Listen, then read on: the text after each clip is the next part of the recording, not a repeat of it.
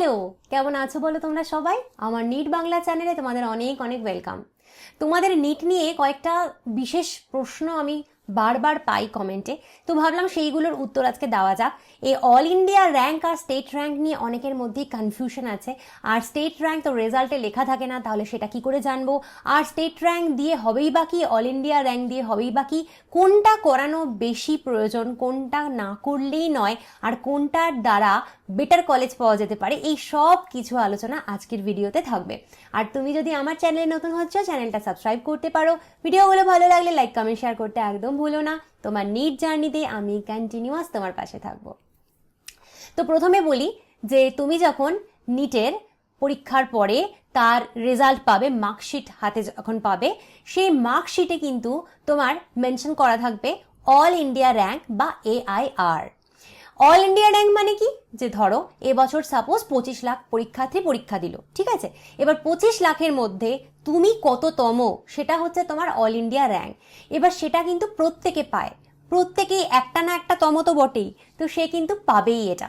এবার ধরো all India rank তোমার 2000 হয়েছে, তো তুমি AIR 2000, ঠিক আছে? এটা হচ্ছে অল ইন্ডিয়া র্যাঙ্ক, যেটা তোমার নিট পরীক্ষার পরে তার মার্কশিটে লেখা থাকবে। এবার স্টেট র্যাঙ্ক বলে একটা বিষয় হয়, সেটা আমরা সবাই জানি।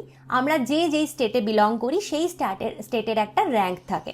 ধরো তুমি ওয়েস্ট বেঙ্গল থেকে পরীক্ষা দিয়েছো, ওয়েস্ট বেঙ্গলই তোমার জায়গা, ওয়েস্ট বেঙ্গল তোমার ডমিসাইল, তো সেক্ষেত্রে তোমার ওয়েস্ট বেঙ্গলে একটা র্যাঙ্ক থাকবে।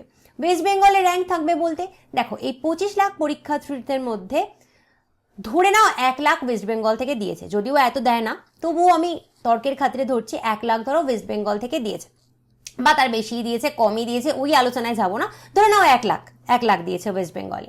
এবার এই ওয়েস্ট বেঙ্গলের যে 1 লাখ বাচ্চা, তার মধ্যে তোমার র্যাঙ্ক কত? তুমি 1 লাখের মধ্যে ধরো তোমার র্যাঙ্ক 50 ধরো, তো সেটা হচ্ছে তোমার স্টেট র্যাঙ্ক। যদিও তোমার অল ইন্ডিয়া র্যাঙ্ক আলাদা, কিন্তু এটা কিন্তু তোমার স্টেট র্যাঙ্ক। প্রত্যেক স্টেটে এইভাবে একটা স্টেট র্যাঙ্ক দেওয়া থাকে, সেই স্টেটে কটা বাচ্চা পরীক্ষা দিয়েছে সেই অনুযায়ী। এবার এইটা কি তোমার মার্কস কার্ডে লেখা থাকবে? না। তাহলে এটা তুমি কি করে পাবে? এইটা তোমাকে যেটা করতে হবে, এই স্টেট র্যাঙ্কটা তোমাকে জানার জন্য WBMCCর অফিসিয়াল ওয়েবসাইটে চলে যেতে হবে। WBMCCর অফিসিয়াল ওয়েবসাইটে গেলে ওখানে তুমি ইউজি বলে একটা সেকশন পাবে, তো সেখানে তোমার ইউজিতে চলে যেতে হবে, MBBS ইউজি সেকশনে তোমাকে চলে যেতে হবে। এবার ইউজিতে গেলে পরে সেখানে তুমি দেখতে পাবে যে একটা মেরিট লিস্ট কিন্তু দেওয়া হবে, স্টেট মেরিট লিস্ট। ওই স্টেট মেরিট লিস্ট থেকে তুমি জানতে পারবে যে তোমার ওয়েস্ট বেঙ্গলের র্যাঙ্ক কত, ক্যাটেগরি র্যাঙ্ক, নর্মাল, জেনারেল, যে ক্যান্ডিডেটই তুমি হও না কেন, তোমার স্টেটের র্যাঙ্কটা কত সেটা কিন্তু তুমি ওই স্টেটের মেরিট লিস্ট থেকে জানতে পারবে, যেটা কিন্তু তোমার রেজাল্টে লেখা থাকবে না। তাহলে এই দুটো বোঝা গেল যে অল ইন্ডিয়া র্যাঙ্ক কি, স্টেট র্যাঙ্ক কি। অল ইন্ডিয়া র্যাঙ্ক রেজাল্টে লেখা থাকে, স্টেট র্যাঙ্ক লেখা থাকে না।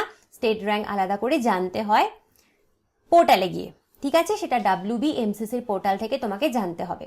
এবার যেটা মূল প্রশ্ন, যে অল ইন্ডিয়া কাউন্সিলিং না করেও কি স্টেট কাউন্সিলিং করা যায়, বা দুটোর মধ্যে কোনটা করা বেশি দরকার, বা কোনটা না করলেও হয়, কোনটার দ্বারা বেশি ভালো কলেজ পাবো, বা কোনটা আমি করব না, এই যে প্রশ্নগুলো, এবারের উত্তরে আসবো।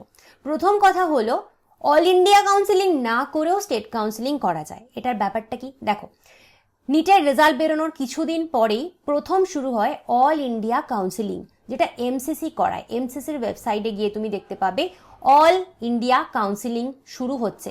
এই অল ইন্ডিয়া কাউন্সিলিংয়ে যদি তোমাকে পার্টিসিপেট করতে হয়, তাহলে কিন্তু তোমার স্টেট র্যাঙ্ক দিয়ে কিচ্ছু হবে না। সেক্ষেত্রে কিন্তু তোমার অল ইন্ডিয়া র্যাঙ্ক দিয়েই কাউন্সিলিংটা করতে হবে। অল ইন্ডিয়া কাউন্সিলিংয়ের থ্রুতে তুমি ভারতবর্ষের যত মেডিকেল কলেজ রয়েছে, গভর্নমেন্ট বা প্রাইভেট, সব জায়গার জন্য তুমি অ্যাপ্লাই করতে পারো। এবং আবার বলছি, অল ইন্ডিয়া কাউন্সিলিং যদি তোমায় করতে হয়, সেক্ষেত্রে তোমার অল ইন্ডিয়া র্যাঙ্কটাই লাগবে, স্টেট র্যাঙ্ক দিয়ে হবে না। অল ইন্ডিয়া কাউন্সিলিং চলতে থাকার বেশ কয়েক মাস পরে স্টেট কাউন্সিলিং শুরু হয়। এবার ওয়েস্ট বেঙ্গলের যখন কাউন্সিলিং শুরু হবে, সেটা তোমাকে WBMCCর ওয়েবসাইটে গিয়ে দেখতে হবে।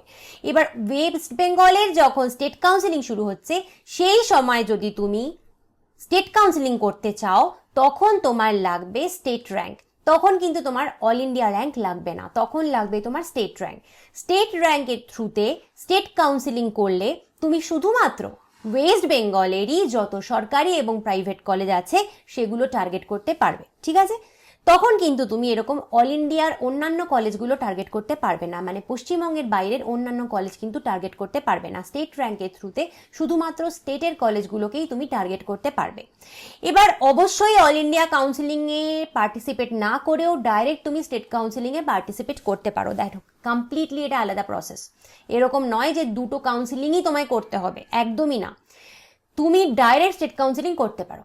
এইবার হচ্ছে প্রশ্নটা এটা যে তুমি কখন দুটো কাউন্সিলিংই করবে বা কখন অল ইন্ডিয়া কাউন্সিলিং আগে শুরু করবে, কখন। দেখো সবার প্রথম বলি, যদি এরকম তোমার মনে হয় যে আমি ভালো কলেজে পড়তে চাই, সেটা ওয়েস্ট বেঙ্গলের মধ্যে হতে হবে এরকম কোনো কথা নেই।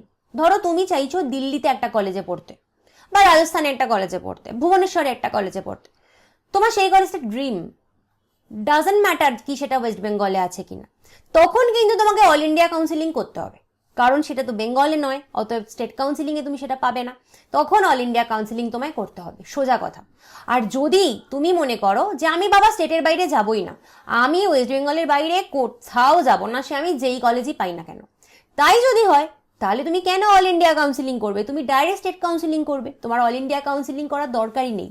এটা হলো প্রথম কথা। দ্বিতীয় কথা হচ্ছে তোমার মার্কস বা র্যাঙ্ক কি।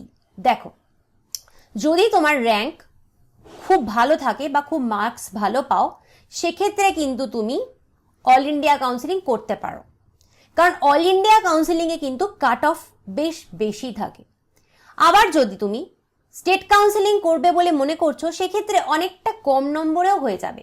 মানে তোমার যদি অল ইন্ডিয়া র্যাঙ্ক ধরো বেশ পেছনে রয়েছে, মার্কসও কিছুটা কম রয়েছে, কিন্তু স্টেট র্যাঙ্ক তোমার ভালো রয়েছে, সেক্ষেত্রে তুমি অল ইন্ডিয়া কাউন্সিলিং করে খুব একটা লাভ পাবে না, কিন্তু স্টেট কাউন্সিলিং করে লাভ পাবে। কেন?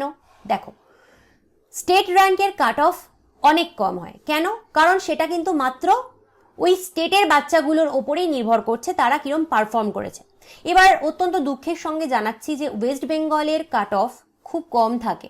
এবার এটার মানে কি এটা ওয়েস্ট বেঙ্গলের স্টুডেন্টরা পড়াশোনা করে না? কে জানে, আমার তো তা মনে হয় না। ওয়েস্ট বেঙ্গলের স্টুডেন্টরাও যথেষ্ট পড়াশোনা করে।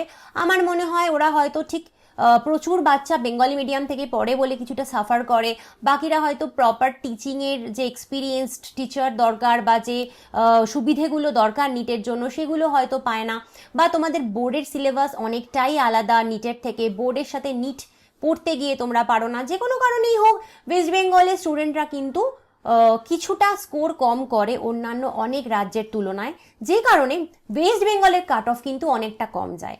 মানে এরম ধরো হলো যে অল ইন্ডিয়ার কাট অফ হয়তো 650 গেল কোনোবার, মানে সেবার তুমি 650-এর নিচে যদি পাও তাহলে তুমি অল ইন্ডিয়া কাউন্সিলিংয়ের থ্রুতে কোনো কলেজে চান্সই পেলে না। অথচ ওয়েস্ট বেঙ্গলের কাট অফ হয়তো সেবার 590 গেল, তো তুমি মাত্র 590 পেলে কলেজে পেয়ে গেলে। তুমি 595 পেয়েছিলে, তুমি ওয়েস্ট বেঙ্গলের স্টেট কাউন্সিলিংয়ের থ্রুতে কলেজ পেয়ে গেলে, কিন্তু অল ইন্ডিয়া কাউন্সিলিংয়ের থ্রুতে 595 তুমি কিছুই পেলে না। তো এটাই কিন্তু ডিফারেন্স। তুমি অল ইন্ডিয়া কাউন্সিলিংয়ে অনেকটা ভালো মার্কস লাগে, অনেকটা ভালো র্যাঙ্ক লাগে, তবেই তুমি অল ইন্ডিয়া কাউন্সিলিংয়ে যাও। আর যদি তোমার অল ইন্ডিয়া র্যাঙ্ক ভালো খুব একটা না থাকে, বা অল ইন্ডিয়া মার্কস তোমার যে টোটাল যে নিটের মার্কস সেটা তোমার খুব একটা ভালো না থাকে, একটু পেছনে থাকে, তাহলে আমার মনে হয় শুধু শুধু অল ইন্ডিয়া কাউন্সিলিং করার দরকার নেই, কারণ টাকাও তো যায়, কাউন্সিলিংগুলো করতে তো টাকাও দিতে হয়, শুধু শুধু তুমি করবে কেন? তুমি ডাইরেক্ট স্টেট কাউন্সিলিং করো, স্টেট কাউন্সিলিংয়ে যেহেতু কাট অফ অনেকটাই কম থাকে, হয়তো সেখানে তুমি পেয়ে গেলেও পেয়ে যেতে পারো। তো এই হচ্ছে মোদ্দা কথা, এই হলো মূল ডিফারেন্স অল ইন্ডিয়া আর স্টেট নিয়ে। আশা করি বুঝতে পেরেছো। যদি কোনো ডাউট থাকে তুমি অবশ্যই আমাকে কমেন্ট করে জানিও, আমি উত্তর দিয়ে দেবো। আর তুমি যদি আমার কাছে NEET online biology paid batch enroll করতে চাও, এনরোল করতে পারো। ব্যাচের ডিটেলস ফার্স্ট পিন কমেন্টে রয়েছে। Bye bye.